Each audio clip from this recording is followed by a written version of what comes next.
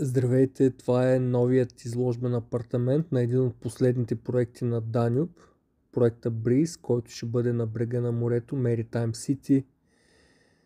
Първата спалня с банята към нея. Моята колежка е задръстила движението. Идват напълно обзаведени с италиански мебели, италиански бани, италиански кухни. С всичко е включено в цената. Полилей, обзавеждане, всички детайли по украсата, чершафи, възглавници, абсолютно всичко, което виждате в този апартамент. Стени. Изключение правят, в цената не влизат само телевизорите. Това е втората спалня, основна или така наречена мастер бедрум, гардеробна. Апартаментът е двустаен, но идва с трета допълнителна спалня. Същото е и с техните три спални. Идва с допълнителна четвърта. Имат студия и едностайни апартаменти също.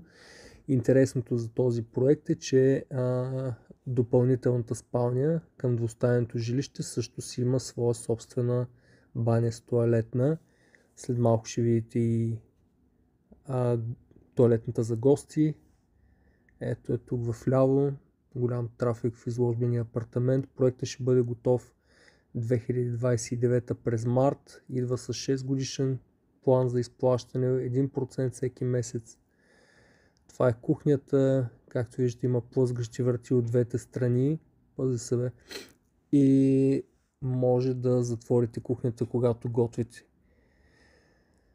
Прозорците са от тавана до пода, като ще виждате морето ще бъде пред вас.